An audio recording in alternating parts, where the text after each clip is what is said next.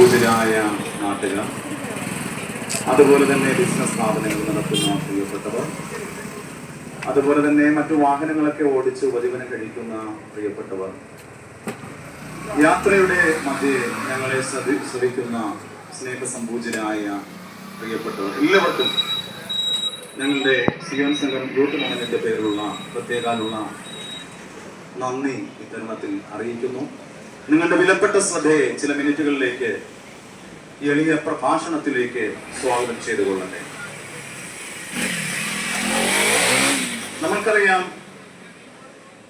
നമ്മുടെ കേരളം വളരെ സുന്ദര കേരളമെന്നും God's own കൺട്രിയുമെന്നും വിശേഷിപ്പിക്കുന്ന, ലോകത്തിന്റെ ഏത് കോണിൽ ചെന്ന് നിന്ന് ഒന്ന് ചോദിച്ചാലും ലോകമറിയപ്പെടുന്ന ഒരു സംസ്ഥാനമായി മാറിയ കൊച്ചു കേരളം.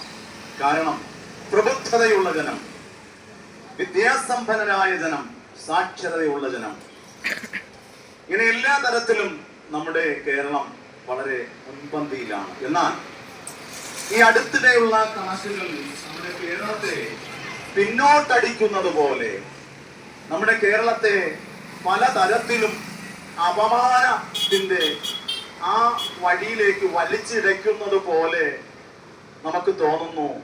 അത് മറ്റൊന്നുമല്ല, നമ്മുടെ കേരളക്കരയിലെ ലഹരി ഉപയോഗമാണ്.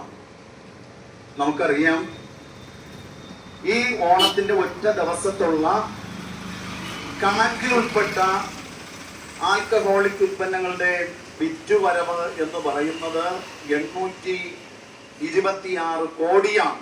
ഒറ്റ ദിവസത്തെ കേരളക്കരയിലെ പാവങ്ങൾ കുടിച്ചു തീർത്തത് 826 കോടിക്കാണ് മദ്യം ഉപയോഗിച്ചത്.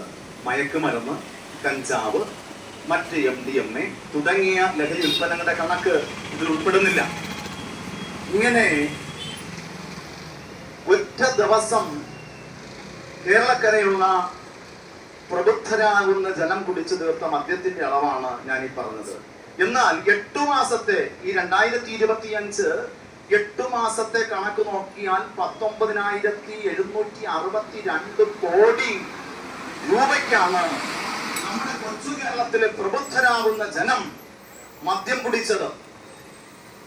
എന്നാൽ നിങ്ങൾക്കറിയാം, ചില മാസങ്ങൾക്ക് മുമ്പ് ഒരു കപ്പൽ, നമ്മുടെ ഇന്ത്യ തീരമണഞ്ഞ ഒരു കപ്പൽ അപകടത്തിൽപ്പെട്ട് മുങ്ങിപ്പോയി, തകർന്നുപോയി. അപ്പോഴാണ് അറിയുന്നത്, ഈ സമുദ്രമാർഗം വന്ന കപ്പൽ അത് ലഹരിയാണ് കയറ്റി വന്നത്. ഇതൊന്നും നമ്മുടെ കണക്കിൽപ്പെടുന്നതല്ല. ഒരു കപ്പൽ നിറയെ കണ്ടെയ്നറുകളിൽ ലഹരി നമ്മുടെ കേരളത്തിലേക്ക് കൈമാറുവാൻ വരികയായിരുന്നു. നമ്മുടെ കേരളം എന്തുമാത്രം അധപ്പതിച്ചു പോയി, എന്തുമാത്രം ഇരുട്ടിന്റെ പിടിയിൽ ആണ്ടുപോകുന്നു. ഇങ്ങനെ നമ്മൾ മുമ്പോട്ട് പോയാൽ നാളത്തെ നമ്മുടെ ഗതി എന്താകും? നമ്മുടെ തലമുറകൾ എന്തായിത്തീരും? നമ്മുടേതാകുന്ന വിദ്യാഭ്യാസത്തിന് ഇതിൽ നിന്ന് നമ്മെ രക്ഷിപ്പാൻ കഴിയുമോ? നമ്മുടെ പണത്തിന് രക്ഷിപ്പാൻ കഴിയുമോ? നമ്മുടെ പദവികൾക്ക് നമ്മെ രക്ഷിപ്പാൻ കഴിയുമോ? നമുക്ക് എന്തിനേറെ പറയുന്നു, നമ്മുടെ തലമുറകൾ ഇന്ന് എവിടെയാണ്? നമ്മുടെ വെള്ളത്തെ പഞ്ചായത്തിലുള്ള, ഞാൻ വെള്ളത്തെ പഞ്ചായത്തിലെ ഒരു അംഗമാണ്. തൊട്ട് അയൽ പഞ്ചായമാണല്ലോ ഈ അമ്പൂരി പഞ്ചായം. നമ്മുടെ വെള്ളയുടെ പഞ്ചായത്തിൽ നടന്ന കാര്യം, എൻ്റെ അയൽവക്കത്ത് നടന്ന കാര്യം ഒന്ന് പറഞ്ഞാൽ നിങ്ങൾക്ക് നിങ്ങളുടെ ഓർമ്മയെ തട്ടി ഉണർത്താൻ കഴിയുമെന്ന് എനിക്ക് ബോധ്യമുണ്ട്. ചില ദിവസങ്ങൾക്ക് മുമ്പ് നിങ്ങൾ വളരെ ചിലപ്പോൾ ഒരുപക്ഷെ വന്ന് കണ്ടവരായിരിക്കാം ഇവിടുത്തെ പ്രിയപ്പെട്ട നാട്ടുകാര്. ഒരുപക്ഷെ നിങ്ങൾ വാർത്താ മാധ്യമങ്ങളിലൂടെ, ദൃശ്യ ശ്രവ്യ മാധ്യമങ്ങളിലൂടെ കാണുകയും കേൾക്കുകയും ചെയ്തവരാണ് എന്ന് ഞാൻ മനസ്സിലാക്കുന്നു. നമ്മുടെ വെള്ളടയിലെ കിളിയറിന്റെ ഭാഗത്ത് നമുക്കറിയാം, ഒരു പിതാവ് തന്റെ മകനെ, വളരെ പ്രജിൽ ജോസ് എന്ന് പറയുന്ന മകനെ, ജോസ് എന്ന് പറയുന്ന പിതാവ് കോടികൾ ചെലവഴിച്ച് MBBS പഠിപ്പിക്കാനിടയായി തീർന്നു. ആ പിതാവ്, ആ മകൻ പഠനം പൂർത്തീകരിച്ചില്ല. ആ മകൻ മയക്കുമരുന്നിന്റെ പിടിയിലാണ്ടുപോയി. ആ വളരെ പ്രബുദ്ധതയുള്ള ഭവനം ഒരു ഇരുട്ടിന്റെ പിടിയിൽ അമർന്നുപോയി. നിങ്ങൾക്കറിയാം, ആ പിതാവിനെ ക്രൂരമായി, ആ പിതാവിനെ വളരെ മൃഗീയമായി ഉപദ്രവിക്കുകയും അവസാനം വെട്ടുകത്തി കൊണ്ട് ആ പിതാവിന്റെ കഴുത്തിന് നിഷ്കരുണം അറുത്തു മാറ്റിയതിന് കാരണം ഈ കോടികൾ ചിലവഴിക്കുന്ന ഈ മദ്യവും മയക്കുമരുന്നിൻ്റെതാകുന്ന ആ സ്വാധീനമല്ലേ? ഈ ഇത്ര കോടിക്കണക്കിന് ഞാൻ പറഞ്ഞു, ഏകദേശം 19,732 കോടി രൂപയാണ് 8 മാസം കൊണ്ട് വിറ്റുവരവ്. നമുക്കറിയാം, ഇത്രയും വിൽക്കുമ്പോ ഇത്രയും സർക്കാരിന്റെ ലാഭമല്ല, ഇതിന്റെ മൊത്തം വരവാണ്. ഇതിന്റെ 3/4 ഭാഗവും ചെലവുണ്ട്, അതിൽ 1 ഭാഗം ലാഭമെന്ന്. എന്നാൽ മറുവശത്തൊരു കണക്കുണ്ട്. ഈ മദ്യം മുഖാന്തരം, മരുന്ന് മുഖാന്തരം, മറ്റ് ലഹരി ഉൽപ്പന്നങ്ങൾ മുഖാന്തരം രോഗികളാകുന്ന പ്രിയപ്പെട്ടവരുടെ, അല്ലെങ്കിൽ കേരളത്തിലെ പ്രബുദ്ധ ജനതയെ ചികിത്സിക്കാൻ വരുന്നത് ഇതിന്റെ ഇരട്ടിയിൽ കവിയുന്ന ഒരു തുകയാണ് സർക്കാരിന് ചെലവഴിക്കുന്നത്. വിറ്റുവരവിൽ ലാഭത്തിന്റെ ഇരട്ടിയെ കവിയുന്ന തുകയാണ് മദ്യവും മയക്കുമരുന്നിന്റെ ഉപയോഗം കൊണ്ട് സംഭവിക്കുന്ന രോഗങ്ങൾക്കും മാരകമാകുന്ന പ്രശ്നങ്ങൾക്കും പരിഹാരത്തിന് വേണ്ടി ഇരട്ടിയിൽ അധികം തുക കേരള സർക്കാർ ചെലവഴിക്കേണ്ടി വരുന്നു. എന്താണ് ഈ മദ്യം കൊണ്ട്, മയക്കുമരുന്ന് കൊണ്ട്, ലഹരി ഉൽപ്പന്നങ്ങൾ കൊണ്ട് നമുക്കുണ്ടാകുന്ന നേട്ടം? ഒന്നാണ് പറഞ്ഞത്, ക്ലിയറില് ഒരു അപ്പനെ മകൻ സ്വന്തം കൈ കൊണ്ട് അറുത്തുകൊണ്ടു. ഒന്നാമത്തെ നേട്ടം. നിങ്ങൾ അല്പം കൂടെ പിന്നോട്ട് പോയാൽ, ഞാൻ ഒരിക്കൽ ഒന്ന് ആവർത്തിച്ച് പറയട്ടെ, നമ്മുടെ കേരളത്തിൽ എക്സൈസ് വകുപ്പിന്റെ കണക്കനുസരിച്ച് ഈ 8 മാസം, ഈ 2025 ഈ 8 മാസം പൂർത്തീകരിക്കുമ്പോൾ മദ്യത്തിന്റെ ലഹരി കൊണ്ട്, മയക്കുമരുന്നിന്റെ ലഹരി കൊണ്ട് പോലീസ് സ്റ്റേഷനുകളിലെത്തിയ കണക്ക് 22,632 കേസുകളാണ് നമ്മുടെ പോലീസ് സ്റ്റേഷനുകളിലും കോടതികളിലും എത്തിയത് മദ്യത്തിന്റെ ഉപയോഗം കൊണ്ട്. അതാണ് നമ്മുടെ മദ്യം കൊണ്ടുണ്ടായ നേട്ടം. ഞാൻ കുറച്ചുകൂടെ പിന്നോട്ട് പോയാൽ, നമ്മുടെ വെഞ്ഞാറമൂടിന് അടുത്തുള്ള അഖാൻ എന്ന് പറയുന്ന ഒരു മകൻ തികച്ചും അപ്രതീക്ഷിതമായി തന്റെ കുടുംബക്കാരെ, താൻ ഇഷ്ടപ്പെട്ട പ്രണയിനിയെ, തന്റെ സ്വന്തം അനുജനെ ചുറ്റിക കൊണ്ട് അടിച്ചു കൊല്ലുവാൻ പ്രേരക ശക്തിയായത് ഈ മദ്യത്തിന്റെയും മയക്കുമരുന്നിന്റെയും സ്വാധീനമല്ലേ? എന്നെ കേൾക്കുന്ന പ്രിയമുള്ളവരെ, ഈ മദ്യം നിങ്ങൾ തന്നെ ഒന്ന് വിലയിരുത്തി നോക്കൂ. ഈ മദ്യം എന്റെ കുടുംബത്തിന്, എന്റെ ജീവിതത്തിന്, എന്റെ ആരോഗ്യത്തിന് നഷ്ടമല്ലാതെ ലാഭമായി എന്തെങ്കിലും ചെയ്യാൻ കഴിഞ്ഞിട്ടുണ്ടോ? എന്റെ ശരീരത്തെ തകർത്തിൽ എത്രയോ പ്രിയപ്പെട്ടവരുടെ കുടുംബത്തെ നരകതുല്യമാക്കി മാറ്റിയില്ലേ? എത്രയോ തലമുറകളെ അവിടെ വിദ്യാഭ്യാസത്തെ തകർത്തു കളഞ്ഞു. എത്രയോ അപ്പന്മാരെ ലക്ഷ്യമില്ലാതെ ഭ്രാന്തന്മാരാക്കി മാറ്റി. എത്രയോ അമ്മമാരെ വിധവകളാക്കി മാറ്റി. എന്താണ് നേട്ടം? എന്താണ് ഇതുകൊണ്ടുള്ള നേട്ടം? എന്നെ കേൾക്കുന്ന പ്രിയമുള്ളവരെ, ഞാൻ ഒരു കാര്യം തുറന്നു പറയാം. എന്നാൽ ജനിക്കുമ്പോഴാരും ഒരു മദ്യപാനിയായിട്ടല്ല ജനിക്കുന്നത്. ജനിക്കുമ്പോൾ ആരും ഒരു ഡ്രഗ്സ് അഡിക്ഷന്റെ ആളായിട്ടല്ല ഇന്ന് വരെ ജനിച്ചിട്ടുള്ളത്. ജനിച്ച് വളരുന്നതിനോടൊപ്പം ഏതെങ്കിലും വിധത്തിൽ അവനെ സ്വാധീനിച്ച്, നമുക്കറിയാം, ഇതിന്റെ ടേസ്റ്റ് നോക്കാനാണ് എല്ലാവരും ആദ്യം. ഇതെങ്ങനെ ഇരിക്കുന്ന ഈ സാധനം, ഇതെങ്ങനെ ഉണ്ട്, ഇത് കയ്പാണോ, ഇത് മധുരമാണോ, ഇത് കുടിക്കുമ്പോൾ എങ്ങനെയുണ്ട് എന്ന് ഒന്ന് ആസ്വദിച്ച് നോക്കാൻ. കുടിയനാകാനല്ല, ഒരു ഡ്രഗ്സിന്റെ അടിമയാകാനല്ല ഇതിന് തുടക്കം കുറിച്ചത്. നമുക്കറിയാം, ഇത് വെറുതെ എന്നെ ഇതിന് കിട്ടത്തില്ല, ഞാൻ കഴിവുള്ള ആളാണ്, എനിക്ക് ബുദ്ധിയുണ്ട്, ഞാൻ മിടുക്കനാണ്, ഞാൻ ഇതിന്റെ പിടിയിൽ അമരത്തൊന്നുമില്ല, വെറുതെ ഒന്ന് രുചി നോക്കാൻ തുടങ്ങിയതാണ്. നമുക്കറിയാം, ഇപ്പോൾ ഒരു കാലഘട്ടത്തിൽ ചെറുപ്പക്കാരായിരുന്നു. ഇന്ന് നോക്കിയാൽ സ്കൂൾ കുട്ടികൾ, നമുക്കറിയാം, ചില മാസങ്ങൾക്ക് മുമ്പ് ഒരു കണക്ക് വന്നു, ഒരു വാർത്ത നമ്മൾ കണ്ടു. 7ാം ക്ലാസ്സിലുള്ള പഠിക്കുന്ന ഒരു പെൺകുട്ടി നമ്മുടെ തൊട്ടടുത്ത് കയ്യെത്തുന്ന അകലത്ത് ഞാൻ ആരെന്ന് വെളിവാക്കുന്നില്ല. നമുക്കൊരുപക്ഷെ പറഞ്ഞാൽ അറിയാവുന്ന ആളായിരിക്കാം. 7ാം ക്ലാസ്സിൽ പഠിക്കുന്ന പിഞ്ചോമന പെൺകുട്ടി, അവൾ MDMA കച്ചവടക്കാരിയായിരുന്നു. ഇത്രത്തോളം അധപ്പതിച്ചു പോകുകയാണ്. ആരും മദ്യപാനിയായിട്ടല്ല ജനിച്ചത്, രുചി നോക്കാൻ. വിശുദ്ധ വേദപുസ്തകത്തിൽ സദൃശവാക്യങ്ങളുടെ പുസ്തകം 23-ാം അധ്യായത്തിൽ അതിൻ്റെതാകുന്ന 31-ാം വാക്യം നമുക്ക് കാണാൻ കഴിയുന്നു. വീഞ്ഞ് ചുവന്ന് പാത്രത്തിൽ തിളങ്ങുന്നതും രസമായി ഇറക്കുന്നതും നീ നോക്കരുത്. വിശുദ്ധ ബൈബിളിന്റെ പ്രഖ്യാപനം, വീഞ്ഞ് പാത്രത്തിൽ ചുവന്ന് രസമായി തിളങ്ങുന്നതും അത് രസമായി കുടിച്ചിറക്കുന്നതും നീ കുടിക്കരുതെന്നല്ല, നീ നോക്കരുത്. ഇതിന്റെ പിന്നിൽ ഒരു പൈശാചിക ശക്തിയുണ്ട്. നീ നോക്കിയാൽ ക്രമേണ നീ കുടിക്കും. അതുകൊണ്ട് വിശുദ്ധ വേദപുസ്തകം പറയുന്നു, നീ അത് നോക്കുവാൻ മുതിരരുത്. ഞാനിത് പറയുമ്പോൾ ചില മാസങ്ങൾക്ക് മുമ്പ് നമുക്ക് ഇവിടെ ശാസ്തമംഗലത്ത് വളരെ വിദഗ്ധമായി ഡ്രഗ്സിന്റെ ഡി അഡിക്ഷൻ സെന്റർ, അതുപോലെ തന്നെ മാനസിക ആരോഗ്യ കേന്ദ്രവുമായി പ്രവർത്തിക്കുന്ന ഒരു വലിയ വിപുലമായ ഒരു ശാസ്ത്രീയമായ വളരെ വിദഗ്ധമാകുന്ന ചികിത്സ നൽകുന്ന ഒരു ഹോസ്പിറ്റൽ ഉണ്ട് ശാസ്തമംഗലത്ത്. നേരത്തെ ഉളമ്പാറ എന്നറിയപ്പെട്ടുകൊണ്ടിരുന്ന ഹോസ്പിറ്റലാണ്. ഇപ്പോൾ അതിനുമായി ബന്ധപ്പെട്ട് വളരെ വിദഗ്ധമായി ചികിത്സ നൽകുന്ന അവിടുത്തെ വൈദ്യമേധാവിലും ഡോക്ടർമാരുടെ മേധാവി ഒരു കാര്യം ചില മാസങ്ങൾക്ക് മുമ്പ് വാർത്താ മാധ്യമങ്ങളുടെ പുറത്തു വിട്ടു.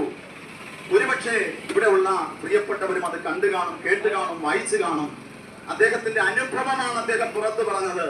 അതായത് അദ്ദേഹം പഠിച്ചുകൊണ്ടിരിക്കുന്ന കോളേജിൽ പഠിച്ചുകൊണ്ടിരിക്കുന്ന സമയത്ത് ആ ക്ലാസ്സിലെ ഏറ്റവും ബ്രില്യന്റ് ആയ ആ ഡോക്ടർ പഠിച്ചതിനേക്കാൾ എത്രയെങ്കിലും മടങ്ങ് IQ കൂടുതലുള്ള തന്റെ ഒരു ക്ലാസ് സ്നേഹിതനെ അമേരിക്കയിൽ നിന്ന് വന്ന ഒരു ക്യാമ്പസ് സെലക്ഷനില് വളരെ ശാസ്ത്രീയമായ ഗവേഷണമാകുന്ന കഴിവും മികവും ഉണ്ട് എന്ന് മനസ്സിലാക്കി പ്രത്യേകമുള്ള എക്സാം എഴുതി ചില കുട്ടികളിൽ ഒരുവനായി അദ്ദേഹത്തിന്റെ ക്ലാസ്സിൽ തന്നെ പഠിച്ച അദ്ദേഹത്തിന്റെ കൂട്ടുകാരനെ സെലക്ട് ചെയ്തു. ILTC പോലുള്ള വലിയ എക്സാം നേരിട്ട് അതിൽ സെലക്ഷൻ കിട്ടി. അവനെ അതിന്റെ ഭാഗമായി ബാംഗ്ലൂരിന്റെ ഭാഗത്തേക്ക് പഠനത്തിന് വേണ്ടി ഉപരിപഠനത്തിന് വേണ്ടി 3 മാസത്തിന്റെ പഠനത്തിന് വേണ്ടിയാണ് കൊണ്ടുപോകുന്നത്. അതിനുശേഷം അവൻ അമേരിക്കയിലേക്ക് കൊണ്ടുപോകേണ്ടുന്ന പ്രാഥമികമാകുന്ന ടെസ്റ്റിന്റെ കോച്ചിങ്ങിന് വേണ്ടി 3 മാസത്തെ പഠനത്തിന് വേണ്ടി ബാംഗ്ലൂരിലേക്ക് കൊണ്ടുപോയി. ബാംഗ്ലൂരിൽ പോയി ഈ മകൻ പഠിച്ചു. 1 മാസം കഴിഞ്ഞു. ആ മകന്റെ കുടുംബ പശ്ചാത്തലം വളരെ ശോചനീയമാണ്. അവന്റെ അപ്പൻ അമ്മ കൂലിപ്പണിക്കാരാണ്. പുല്ല് പറിച്ച് വിറ്റ് ഉപജീവിക്കുന്ന ഒരമ്മ, മമ്മട്ടിപ്പണി ചെയ്ത് ഉപജീവിക്കുന്ന അപ്പൻ, 2 സഹോദരിമാർ. ഇവന് ലഭിച്ചതാകുന്ന ഈ ഒരു ഭാഗ്യപരമായ പഠന സ്രോതസ് വഴികൊണ്ട് ആ കുടുംബം, ആ ദേശം വളരെ സന്തോഷം കൊണ്ട്, ആ കുടുംബം മാത്രമല്ല ആ ദേശവും, ആ ദേശത്തിന്റെ അറിവ് ശരിയാണെങ്കിൽ ആ ദേശത്തിൽ അനേകം ഫ്ലെക്സുകൾ സ്ഥാപിച്ചു. നമ്മുടെ ദേശത്തിലെ ഇത്രത്തോളം ആ വളരെ കൊച്ചു കുടുംബത്തിലെ ഇന്ന ആളിന് ഇന്ന ഒരു പ്രത്യേക ശാസ്ത്രീയ ഗവേഷണത്തിന്റെ ആകുന്ന ഒരു പഠനത്തിന് വേണ്ടിയിട്ടുള്ള ഒരു വഴി തുറന്നു എന്ന് ഫ്ലെക്സ് ബോർഡുകളിലൊക്കെ സ്ഥാപിക്കപ്പെട്ടു. നിർഭാഗ്യമെന്ന് പറയട്ടെ, 1 മാസം കഴിയുമ്പോൾ അവൻ പഠിക്കുന്ന സ്ഥാപനത്ത് ഒരു വ്യക്തി രാവിലെ അവൻ ആ ഹോസ്റ്റൽ റൂമിലേക്ക് വന്നു. അവിടെ സ്ഥാപനത്ത് പഠിക്കുന്ന ഒരാളിനെ പോലെയുള്ള യൂണിഫോം ധരിച്ചുകൊണ്ടാണ് വന്നത്. വന്ന് പരിചയപ്പെട്ടിട്ട് പറഞ്ഞു, എടാ കുഞ്ഞെ, നീ എന്തെങ്ങനെ ഒരു പുസ്തക പുഴുവായിട്ടിരിക്കുന്നത്?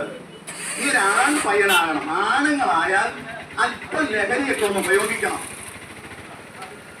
അപ്പൊ അവൻ പറഞ്ഞു, അല്ലല്ല, എനിക്ക് വേണ്ട, ഞാൻ ഒരിക്കലും അത് ഉപയോഗിക്കത്തില്ല.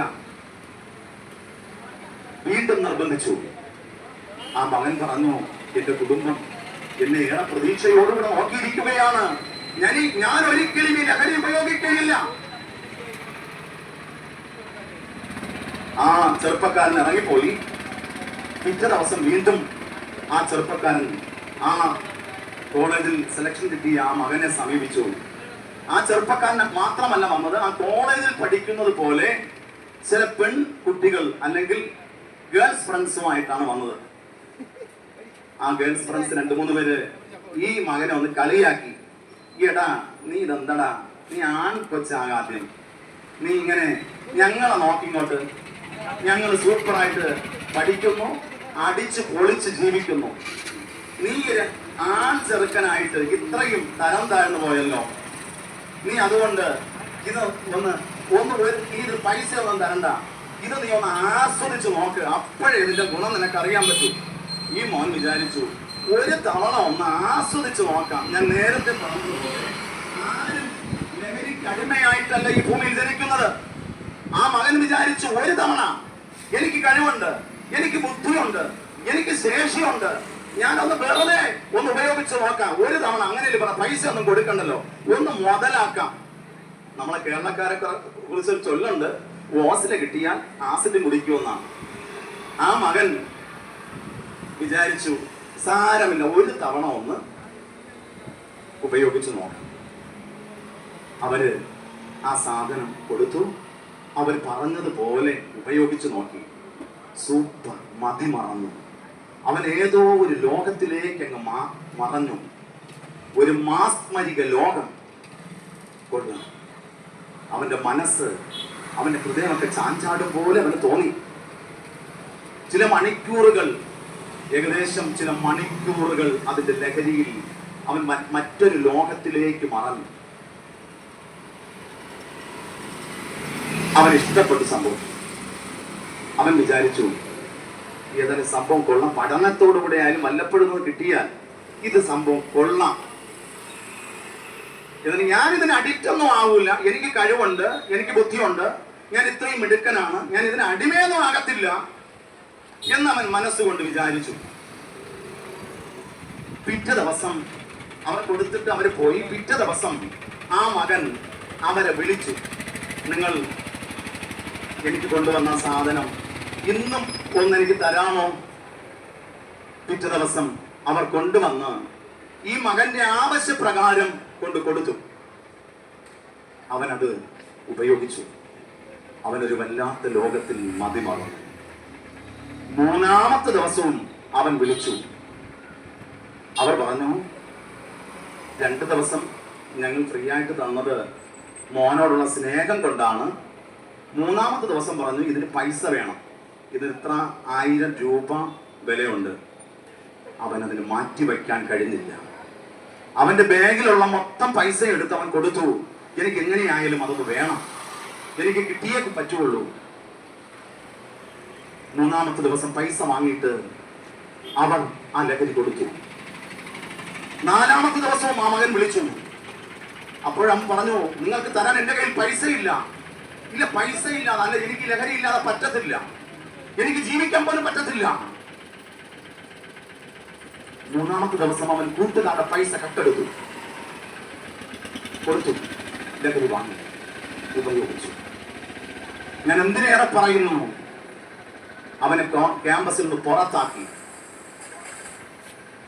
എന്നെ കേൾക്കുന്ന പ്രിയമുള്ളവരെ, ഒരു പാവപ്പെട്ട വീട്ടിൽ നിന്ന് പോയ ഒരു ചെറുക്കൻ ഒരു വഴിത്തിരിവിന്റെ ഭാഗത്തിൽ വെച്ച് അവനെ ലഹരി വേട്ടയാടി ക്യാമ്പസിൽ പുറത്താക്കി. അമേരിക്കൻ കമ്പനിയിൽ സെലക്ഷൻ കിട്ടിയ മകനാണ്. പക്ഷേ അവനെ ലഹരി അവന്റെ പദവിയിൽ നിന്ന് പുറത്താക്കി. ഈ ഡോക്ടർ, ഞാൻ ഈ പറയുന്ന ഡോക്ടർ വിശദീകരിച്ചു. ഈ ഡോക്ടർ, അദ്ദേഹം കോളേജിൽ പഠിച്ചുകൊണ്ടിരുന്നപ്പോഴാണ് ഈ മകൻ ഇവനെ ഓർമ്മയുള്ളത്. അതിനുശേഷം സെലക്ഷൻ കിട്ടിപ്പോയി. അതിനുശേഷം അവൻ കണ്ടിട്ടില്ല. ഡോക്ടർ പലവട്ടം ഈ കൂടെ പഠിച്ച ക്യാമ്പസ് സെലക്ഷൻ കിട്ടിപ്പോയ ആളിനെ കുറിച്ച് ചിന്തിച്ചു. പക്ഷേ അദ്ദേഹം ബാംഗ്ലൂരിലേക്ക് ഒരു പ്രത്യേക ആവശ്യമായിട്ട് പോകുമ്പോൾ ഒരു പാറക്കെട്ടിന്റെ മുകളിൽ അസ്ഥിപഞ്ജരമായി കയ്യിൽ ഒരു ഇഞ്ചക്ഷൻ സിറിഞ്ച് നഖത്തിന്റെ ഇടയിൽ കുത്തിവയ്ക്കാൻ വെമ്പൽ കാട്ടി ഭ്രാന്തനെ പോലെ ഇരിക്കുന്ന ഒരാളിന്റെ മുഖം ഈ ഡോക്ടറിന്റെ ശ്രദ്ധയിൽപ്പെട്ടു. ആ ഡോക്ടർ മുമ്പോട്ട് പോയ വാഹനത്തെ പുറകോട്ട് റിവേഴ്സ് ഗിയറിട്ട് പുറകോട്ട് കൊണ്ടുവന്ന് ആ പാറയുടെ പുറത്തിരിക്കുന്ന കോലമായ മനുഷ്യനെ മുഖത്ത് നോക്കിയപ്പോൾ ആ മുഖപരിചയം തെളിഞ്ഞു വന്നു. ഇത് എന്നോടുകൂടെ എന്റെ കോളേജിൽ പഠിച്ച എന്റെ കൂട്ടുകാരനല്ലേ? ആണ്. അവന് മദ്യം ആ വണ്ടിയിൽ നിന്ന് ഇറങ്ങി. ഡോക്ടർ അവനോട് മറിച്ചും തിരിച്ചും ചോദിച്ചിട്ട് അവനൊന്നും മനസ്സിലാകുന്നില്ല. ഒരു ഭ്രാന്ത കോലം. ആ ഡോക്ടർ, സ്നേഹമുള്ള ഡോക്ടർ, ഇത് ഞാൻ പറയുന്ന കഥയോ കെട്ടുകഥയോ അല്ല, ഇപ്പോഴും അവിടുത്തെ വൈദ്യമേധാവിയായിരിക്കുന്ന ഡോക്ടറാണത്. നിങ്ങൾക്ക് ആർക്കെങ്കിലും സംശയം ഉണ്ടെങ്കിൽ ഇത് നിങ്ങൾ സെർച്ച് ചെയ്ത് നോക്കാം. ആ ഡോക്ടർ ഇറങ്ങി വളരെ ബലപ്രയോഗം നടത്തി. ആ ഇഞ്ചക്ഷൻ സിറിഞ്ച് നഖത്തിനിടയിൽ കുത്തിക്കയറ്റുവാൻ ശ്രമിച്ചുകൊണ്ടിരുന്ന യുവാവിനെ, അല്ലെങ്കിൽ ആ വ്യക്തിയെ തന്റെ വാഹനത്തിൽ ബലമായി കയറ്റി. അദ്ദേഹം ഇവിടെ ശാസ്തമംഗലത്തിലുള്ള ആ മാനസിക ആരോഗ്യ കേന്ദ്രത്തിൽ അദ്ദേഹത്തെ കൊണ്ടുവന്ന് 40 ദിവസം കണ്ടിന്യൂസ് ആയിട്ട് ഇഞ്ചക്ഷൻ കൊടുത്താണ് അവന്റെ ഓർമ്മ തിരിച്ചു വരാനിടയായി തീർന്നത്. ഏകദേശം 1 വർഷം ചികിത്സിച്ചപ്പോൾ അവൻ മടങ്ങി വന്നു. അതിനുശേഷം ആ വ്യക്തി തന്റെ പിതാവിന്റെ ഫോൺ നമ്പർ കൊടുത്തു. ആ ഡോക്ടർ പിതാവിനെ വിളിച്ചു, നിങ്ങളുടെ മകൻ ഞങ്ങളുടെ കസ്റ്റഡിയിൽ ഇവിടെ ശാസ്തമംഗലത്തിലുള്ള പ്രത്യേകാലുള്ള ആ ഹോസ്പിറ്റലിലുണ്ട്, നിങ്ങൾ നിങ്ങളുടെ മകനെ വന്ന് കൊണ്ടുപോകണം. അപ്പന്റെ മറുപടി, എനിക്ക് അങ്ങനെ ഒരു മകനില്ല, അവൻ എന്നേ മരിച്ചു, ഞങ്ങൾക്ക് അവനെ വേണ്ട. ഞങ്ങളുടെ കുടുംബത്തെ ദ്രോഹിച്ചവൻ, അവന്റെ സഹോദരിമാരുടെ ജീവിതത്തെ ഇല്ലാതാക്കിയവൻ, ഞങ്ങൾക്കുള്ളതെല്ലാം വിറ്റുപഠിപ്പിച്ച അവൻ ഞങ്ങളെ തകർത്തു. ഞങ്ങൾക്ക് അവനെ കാണണ്ട. എന്നെ കേൾക്കുന്ന പ്രിയമുള്ളവരെ, ഇതല്ലേ നിങ്ങൾ ഉപയോഗിക്കുന്ന മദ്യത്തിന്റെ ലാഭം? നിങ്ങളുടെ കുടുംബക്കാർ, നിങ്ങളുടെ മക്കൾ, നിങ്ങളുടെ അമ്മ, നിങ്ങളുടെ അപ്പൻ, നിങ്ങളുടെ സഹോദരങ്ങൾ, നിങ്ങളുടെ നാട്ടുകാർ നിങ്ങളെ വെറുക്കുവാനല്ലാതെ മറ്റെന്തെങ്കിലും ഈ മദ്യം കൊണ്ട് ഉപയോഗമുണ്ട്? നിങ്ങളുടെ ശരീരത്തെ തകർക്കുവാൻ, നിങ്ങളുടെ മനസ്സിനെ ഇല്ലാതാക്കുവാൻ അല്ലാതെ ഈ മദ്യം കൊണ്ട് നിങ്ങൾക്ക് എന്തെങ്കിലും ഉപയോഗം വന്നിട്ടുണ്ടോ? അങ്ങനെ ഒരു വ്യക്തി ഉണ്ടെങ്കിൽ ഇപ്പോൾ മുമ്പോട്ട് വന്ന് പറയാം, എന്റെ ഈ മദ്യം ഉപയോഗിച്ച് എന്റെ കുടുംബം രക്ഷപ്പെട്ടു, എന്റെ ഭാര്യ നന്നായി. ഞാനൊരു പുസ്തകം വായിച്ചിട്ടുണ്ട്, കാത്തിരിപ്പാൻ ആരുമില്ലാതെ പോകുന്നു. കാത്തിരിപ്പാൻ ആരുമില്ലാതെ, അപ്പൻ കാത്തിരിക്കുന്നില്ല, അമ്മ കാത്തിരിക്കുന്നില്ല, മദ്യപിക്കുന്ന ഒരു വ്യക്തിയെ നാട്ടുകാർ കാത്തിരിക്കുന്നില്ല, വീട്ടുകാർ കാത്തിരിക്കുന്നില്ല, സഹോദരങ്ങൾ കാത്തിരിക്കുന്നില്ല. എന്നെ കേൾക്കുന്ന പ്രിയമുള്ളവരെ, ഇതല്ലേ ഇതിന്റെ ലാഭം? എനിക്കറിയാം, എനിക്കൊരു ഭാര്യയുണ്ട്. ഞാൻ എവിടെയെങ്കിലും ദൂരെ യാത്ര ചെയ്താൽ പോയാൽ രാത്രി 2 മണിയായാലും എന്റെ ഭാര്യ ഉറങ്ങത്തില്ല. ഞാൻ വരുന്നവരെ കാത്തിരിക്കും. ഈ അടുത്തിടെ ഞാൻ അമ്മയെ കണ്ടു. ഞാൻ അമ്മയോട് മോനെ കുറിച്ച് ചോദിച്ചു. പറഞ്ഞു, മോൻ എനിക്കറിയാം, മോനെയും അറിയാം, അമ്മയെ അറിയാം. അമ്മയോട് ചോദിച്ചു, മോൻ എങ്ങോട്ടാണ്, എങ്ങനെയുണ്ട്, മോന്റെ സ്ഥിതി എങ്ങനെയുണ്ട്? അയ്യോ സാറേ, തങ്ങ് ജോലിക്ക് പോയിരിക്കുന്നു. എനിക്ക് ഒറ്റ പ്രാർത്ഥനയുണ്ട്, അവൻ മടങ്ങി വരരുത്. എന്റെ ചങ്ക് പറഞ്ഞു പോയി. ഒരു അമ്മ, ഒരു പെറ്റ അമ്മ പറയുന്നു, എന്റെ മകൻ മടങ്ങി വരണ്ട. എന്നെ കേൾക്കുന്ന പ്രിയമുള്ളവരെ, ഇനിയെങ്കിലും ഈ പൈശാചികമായ, ഈ മാരകമായ വിഷത്തോട്, ഈ ഡ്രഗ്സിനോട് ഒന്ന് വിട പറയാമോ? ഞാൻ ബൈബിളിനെ ആധാരമാക്കി ഒരു തിരുവചന ചിന്ത നിങ്ങൾ നല്ല ശ്രദ്ധയിൽ കൊണ്ടുവരട്ടെ. വിശുദ്ധ വേദപുസ്തകത്ത് ലൂക്കോസ് സുവിശേഷം 15-ാം അധ്യായത്തിൽ ഒരു അപ്പൻ 2 മക്കളെ കുറിച്ച് പറഞ്ഞിട്ടുണ്ട്. ഒരു അപ്പന് 2 മക്കളുണ്ടായിരുന്നു. അതിൽ രണ്ടാമത്തവൻ അപ്പനോട് ചോദിച്ചു, അപ്പാ, എനിക്കുള്ള വസ്തുവകകൾ എനിക്ക് തരയണം. ഞാൻ വേഗത്തിൽ പറയാം.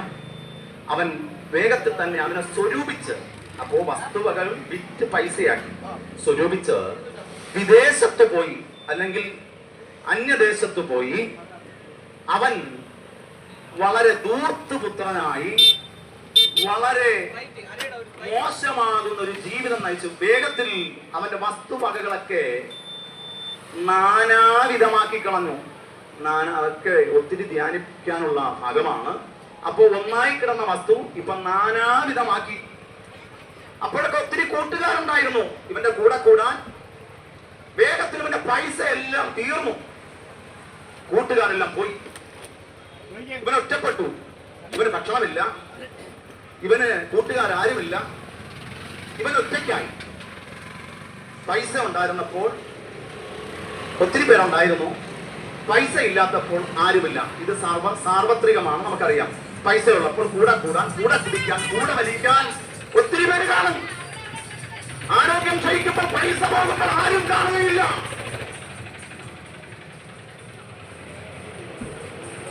ഈ അപ്പന്റെ ഇളയ മകൻ ആ ദേശത്തുള്ള ഒരു ധനികനെ പോയി സമീപിച്ചു. ആ ധനികനായ വ്യക്തിയോട് തന്റെ കാര്യം തുറന്നു പറഞ്ഞു. ആ ധനികനായ വ്യക്തിക്ക് ഇദ്ദേഹത്തോട് കരുണ തോന്നി. അദ്ദേഹം ഒരു കാര്യം ചെയ്തു. അദ്ദേഹത്തെ പന്നി മേയ്ക്കുന്ന ഒരു ജോലി, അദ്ദേഹത്തിന്റെ പന്നി മേയ്ക്കുന്ന അനേകം പേരുണ്ട്, അതിനോടൊപ്പം ഒരാളാക്കി പന്നി മേയ്ക്കാൻ വേണ്ടി ഏൽപ്പിച്ചു. നമുക്കവിടെ വായിക്കാൻ കഴിയുന്നത്, പന്നിക്ക് കൊടുക്കുന്ന വരവ് എന്ന് പറയുന്ന സാധനം പോലും ഇവന് പിന്നെ കിട്ടിയില്ല. അവൻ ഇരുന്നു, അവിടെ ഇരുന്ന് ആലോചിച്ചു. വിശുദ്ധ തിരുവചനത്തിൽ വായിക്കുമ്പോൾ ആ വ്യക്തി ആ പന്നിക്കൂട്ടിൽ ഇരുന്ന് കാണും, പന്നിയുടെ ഇടയിൽ ഇരുന്ന് കാണും, ഇരുന്ന് ആലോചിച്ചു. അവിടെ എഴുതിയിരിക്കുന്നത്, വിശുദ്ധ വേദപുസ്തകം 15 എഴുതിയിരിക്കുന്നത്, ഈ അപ്പന്റെ ഇളയ മകന് സുബോധം വന്നു എന്നാണ്. അപ്പോ ഇതിന്റെ ഈ സുബോധം വന്നു എന്ന് പറയുമ്പോ ഈ ഇവണ്ണം ഈ ലഹരിക്ക് അടിമപ്പെട്ട് ഇപ്രകാരം ഇരിക്കുന്ന അനേകം പേരുടെ സുബോധം എന്ത് ചെയ്തു പോയി? നഷ്ടപ്പെട്ടു പോയി. സുബോധം വന്നു. അപ്പന്റെ ഇളയ മകന് സുബോധം വന്നപ്പോൾ അവൻ അപ്പന്റെ ഭവനത്തെ കുറിച്ച് ആലോചിച്ചു. അവൻ ആലോചിച്ചു, ഞാൻ ഇപ്രകാരം വിശന്ന് ഉടുക്കാൻ വസ്ത്രമില്ലാതെ, തലയായിപ്പാൻ ഇടമില്ലാതെ വല്ലാതെ പരാജയപ്പെട്ടിരിക്കുന്നു. ഞാൻ ഇവിടെ നിന്ന് എഴുന്നേൽക്കും, ഞാൻ അപ്പന്റെ വീട്ടിലേക്ക് പോകും. ഞാൻ അപ്പനോട് പറയും, അപ്പാ, ഞാൻ സ്വർഗത്തോടും നിന്നോടും പാപം ചെയ്തിരിക്കുന്നു. ഞാൻ അപ്പന്റെ മകനെന്ന് വിളിപ്പാൻ ഞാൻ യോഗ്യനല്ല. അവിടുത്തെ കൂലിക്കാർ ഒരുവനെ പോലെ എന്നെ ആക്കണമേ. തീരുമാനിച്ചു. ആ മകൻ തീരുമാനിച്ചു. തന്റെ ജീവിതത്തിൽ വന്ന പരാജയം കണ്ടു, മനസ്സിലാക്കി. അവൻ ആലോചിച്ചു, എനിക്ക് പറ്റിപ്പോയി, എനിക്ക് തെറ്റുപറ്റിപ്പോയി. ഞാൻ അപ്പന്റെ വീട്ടിൽ നിന്ന് വളരെ വിദൂരത്തിൽ സഞ്ചരിച്ചു. പാപത്തിന്റെ വഴിയിൽ, മദ്യത്തിന്റെ വഴിയിൽ, മയക്കുമരുന്നിന്റെ വഴിയിൽ തുറന്നടപ്പുകാരനായി ജീവിച്ചു. ഞാൻ എഴുന്നേൽക്കും. എന്നെ കേൾക്കുന്ന പ്രിയമുള്ളവരെ, നിങ്ങളൊരു പക്ഷേ എങ്കിൽ ഇതുപോലെ വല്ലാത്ത പരാജയത്തിന്റെ ജീവിതത്തിലേക്ക്, മദ്യത്തിന്റെ വഴിയിലേക്ക്, മയക്കുമരുന്നിന്റെ വഴിയിലേക്ക്, പാലപ്പഴത്തിന്റെ വഴിയിലേക്ക് സഞ്ചരിക്കുന്ന വ്യക്തിയായിരിക്കാം. അപ്പന്റെ ഇളയ മകന് ആ ബോധം വന്നപ്പോൾ അവൻ അവിടെ നിന്ന് എണീറ്റു. പ്രിയ സഹോദര, ആ പോകുന്ന ഈ പാപത്തിന്റെ വഴിയിൽ നിന്ന് ഒന്ന് എഴുന്നേൽക്കാമോ താങ്കൾക്ക്? ആ അപ്പന്റെ ഇളയ മകൻ എഴുന്നേറ്റു, നിന്നില്ല. അവൻ അപ്പന്റെ ഭവനത്തിലേക്ക് മടങ്ങി വന്നു. അവൻ അപ്പന്റെ ഭവനത്തോട് അടുക്കുകയാണ്. അവൻ ഒരു വശത്ത് ഭയമുണ്ട്, അപ്പൻ എന്നെ ഓടിക്കുമോ, അപ്പന്റെ കൂലിക്കാരെ വിട്ട് എന്നെ അടിക്കുമോ, എന്നെ തല്ലി പുറത്താക്കുമോ. അവൻ അപ്പന്റെ ഭവനത്തേക്ക് അടുത്തു. ആ കോമ്പൗണ്ടിൽ കയറി. ഒരു 2 കണ്ണുകൾ ആ വീട്ടിനകത്ത് വാതിലിനകത്തൂടെ പുറത്തോട്ട് നോക്കുന്നത് അവന്റെ ശ്രദ്ധയിൽപ്പെട്ടു. ആ കണ്ണുകൾ അവിടെ നിന്ന് എണീറ്റു. അപ്പന്റെ കണ്ണുകളായിരുന്നത്. അപ്പൻ ഇറങ്ങി പുറത്തേക്ക് വന്നു. ഈ വ്യക്തിയെ സൂക്ഷിച്ചു നോക്കി, എന്റെ മകൻ തന്നെ. അപ്പൻ ഓടി വന്നു, അവനെ കെട്ടിപ്പിടിച്ചു, അവനെ ആലിംഗനം ചെയ്തു. അടുത്തപ്പൻ ഓർഡർ പറയുകയാണ്. വേലക്കാരെ വിളിച്ചു, ഇവന്റെ വസ്ത്രം മാറ്റുക, ഇവന് പുതിയ വസ്ത്രം കൊടുക്കുക, ഇവനെ കുളിപ്പിക്കണം, ഇവന്റെ കയ്യിൽ മോതിരം വേണം, കാലിന് ചെരുപ്പിടണം. എന്നെ കേൾക്കുന്ന പ്രിയമുള്ളവരെ, നിങ്ങൾ ആ സ്വർഗീയ പിതാവാകുന്ന കർത്താവിന്റെ ഭവനം വിട്ട് യാത്ര ചെയ്യുന്ന ഒരു വ്യക്തിയാണെങ്കിൽ ആ യേശു കർത്താവ് താങ്കളെ നോക്കിയിരിക്കുകയാണ്. യേശു കർത്താവ് പറഞ്ഞു, ഒരു ഇടയന് 100 ആടുണ്ടെന്നിരിക്കട്ടെ, അതൊന്ന് നഷ്ടമായാൽ 99 മരുഭൂമിയിൽ ഇട്ടേച്ച് ഒരു ആടിനെ തേടി പോകുന്നവനാണ് യേശു കർത്താവ്. താങ്കളുടെ അടുക്കലേക്ക് ആ യേശുനാഥൻ കടന്നു വരുന്നു. ഞാൻ നിങ്ങളുടെ ഹൃദയമാകുന്ന വാതിൽക്കൽ നിന്ന് മുട്ടുന്നു. ആരെങ്കിലും എന്റെ ശബ്ദം കേട്ട് നിങ്ങളുടെ ഹൃദയമാകുന്ന വാതിൽ തുറന്ന ഞാൻ നിങ്ങളോട് കൂടെ അത്താഴം കഴിക്കാമെന്ന് പറഞ്ഞ ഒരേ ഒരു ദൈവമേ ഉള്ളൂ. അത് ഞാൻ പ്രസംഗിക്കുന്ന, ഞാൻ വിശ്വസിക്കുന്ന യേശു കർത്താവ് മാത്രം.